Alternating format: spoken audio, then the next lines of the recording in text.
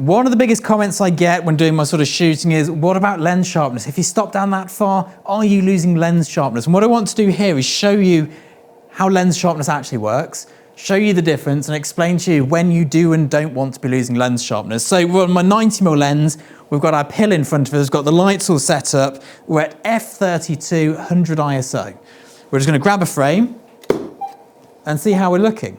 So first of all, this is on a 100 megapixel camera with a lens from the 1980s, so it's not the greatest of setups in terms of that, but that to me looks sharp until we zoom in and it looks a little bit mushy. You see, it's not tack sharp, but it's in focus, and the whole thing is in focus, and that's important to remember. So what we're going to do now, we're going to go down one stop. So Shane, if you ping those lights back for me, we're going to go to f22. We're going to keep doing this so I can explain to you the difference, because it's important that you understand when you're making these choices, because it is a creative choice and it's a technical choice as well. So here we're coming in at f22. When it very slowly comes through my long cable, there we go. Still pretty much all in focus, marginally sharper. But let's go to the next one. So we're going to go back another stop. Go to f16.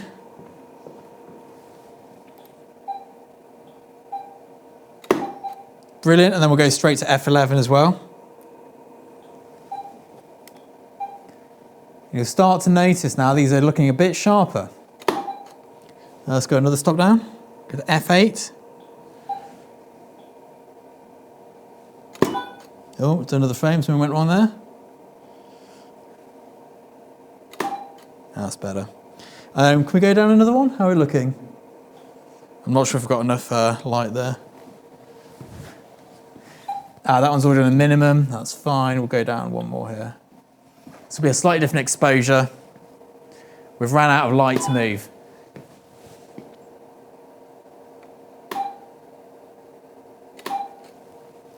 It's just got a bit hot in there. So this is the last one where we had a good light. So we'll go from there. This is obviously now at 5.6. We've got a tiny bit somewhere in focus. It's very soft, as you'd expect from a medium format lens. f8's a bit sharper.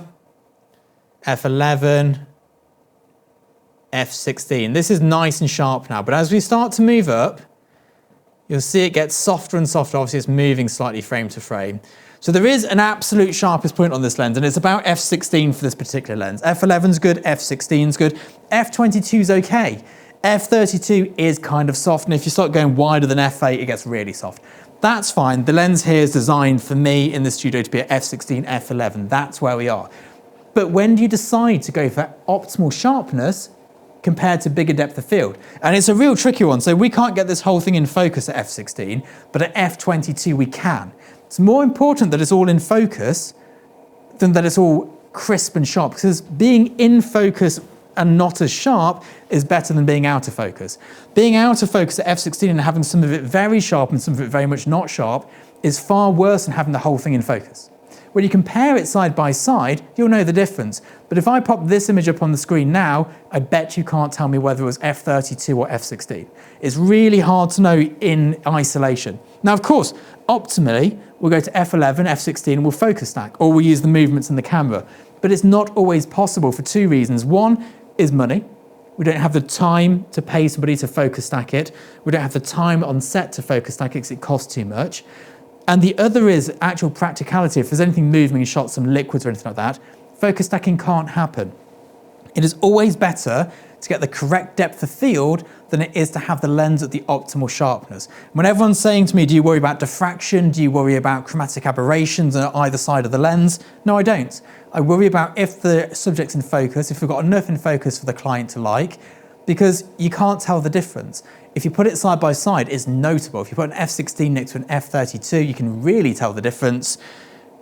But if it's just on a billboard by itself, nobody knows. And that's how we choose depth of field. That's how we choose camera settings. You know, we choose the lighting based on that. Everything's set in camera first. And once we've got it set in camera, then we light to the camera. We don't change our aperture based on what the lighting's doing. We change our lighting based on what the aperture is doing. We choose the aperture based on the focus we need.